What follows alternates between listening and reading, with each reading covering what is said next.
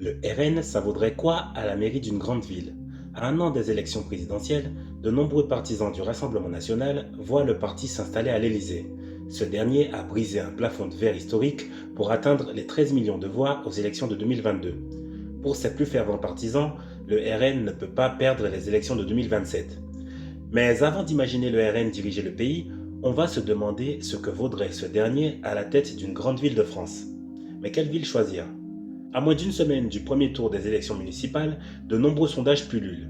À Marseille, certains sondages annoncent un bras de fer entre le socialiste Benoît Payan et le candidat RN Franck Alizio, dans la deuxième ville la plus peuplée de France. On a trouvé notre grande ville. Pour les besoins de la vidéo, on va faire un peu de politique fiction basée sur des sondages récents. On va imaginer un élu d'extrême droite à la tête de la ville de Marseille.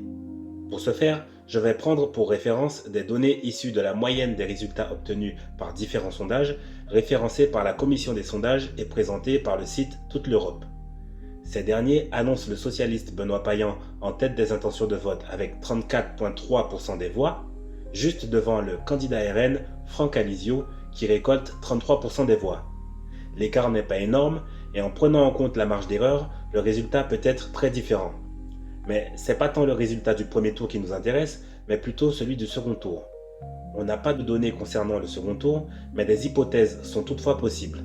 Parmi elles, il est envisageable que le candidat RN gagne les élections. En effet, ce même sondage annonce deux autres candidats à plus de 10% d'intention de vote.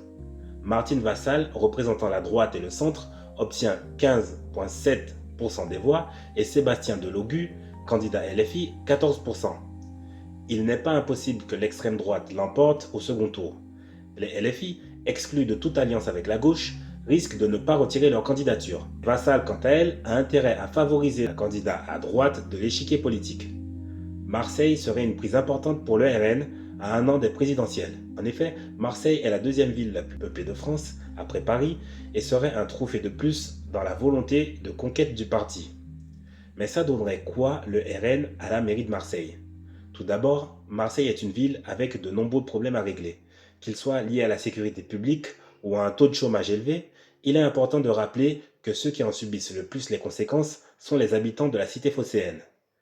La ville est réputée pour ses réseaux de trafic de drogue et ses guerres entre narcotrafiquants. Une commission d'enquête du Sénat estimait que plusieurs points de vente dans un seul quartier de Marseille pouvaient atteindre 1,5 million en chiffre d'affaires chaque jour. Ce marché lucratif permet le développement de réseaux locaux dont les tentacules se déploient sur tout le territoire. Ces derniers se font la guerre et la ville connaît chaque année un nombre élevé d'assassinats liés au trafic. Selon l'AFP, 19 personnes ont perdu la vie dans des assassinats liés au trafic de drogue en 2025 dans le département des Bouches-du-Rhône.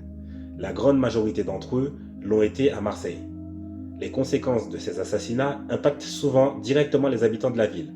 On se souvient de la jeune femme tuée en 2023 par plusieurs balles perdues alors qu'elle était dans son appartement du 10e arrondissement. Quelle serait la position du RN au niveau local en matière de lutte contre le narcotrafic? Le parti défend une ligne très répressive en direction des narcotrafiquants. Cependant, au niveau local, ses pouvoirs resteraient très limités. En effet, la fonction régalienne incombe à l'État. La mairie pourrait seulement augmenter l'effectif des policiers municipaux et de caméras de surveillance, insuffisant pour lutter contre des réseaux organisés et dont le budget est de plus en plus élevé. Le parti défend aussi une ligne répressive en direction des consommateurs. En effet, selon l'INSEE, la dépense des ménages dans les stupéfiants augmente chaque année. L'objectif du parti serait de verbaliser régulièrement les acheteurs de drogue pour les dissuader. Mais le nombre de personnes souffrant d'addiction aux drogues augmente aussi. De nombreux acteurs tels que Médecins du Monde ou Addiction France estiment que de réprimer des personnes qui consomment une substance tend à les stigmatiser et les éloigne des parcours de soins. Ces dernières sont des malades et la répression seule ne remplacera jamais l'accompagnement dont celle-ci aurait besoin. Le Rassemblement national ne pourrait pas remporter la bataille contre le narcotrafic au niveau local. Pourrait-il au moins remporter celui contre le chômage? La ville est confrontée à un taux de chômage supérieur à la moyenne nationale. Au troisième trimestre 2025, il était de 9,9% contre 7,5% au niveau local d'après l'INSEE. Les causes du problème, moins d'opportunités professionnelles car moins de grandes entreprises ou d'industries présentes sur le territoire. L'absence de main-d'œuvre qualifiée et de moyens de transport suffisants sont aussi un facteur expliquant le phénomène. Que pourrait proposer le RN pour réduire le chômage à Marseille? La question est cocasse quand on sait que le RN a des résultats plutôt médiocres au niveau chômage dans d'autres villes de son bastion. Si on prend l'exemple de la plus grande ville dirigée par le RN, Perpignan, le taux de chômage de la ville est même supérieur à celui de Marseille. Selon l'INSEE, il était de 12,2% au troisième trimestre 2025. Celui d'Hénin-Beaumont, le fief historique du RN, était de 10,6% au troisième trimestre 2025. Rappelons qu'au niveau national, ce dernier était seulement de 7,5%. On peut donc dire que le RN n'a pas vraiment fait ses preuves sur le terrain de l'emploi. Mais analysons tout de même les solutions que celui-ci pourrait apporter à la ville. Le RN estime que de renforcer la sécurité dans les quartiers sensibles favoriserait l'installation d'entreprises et la création d'emplois.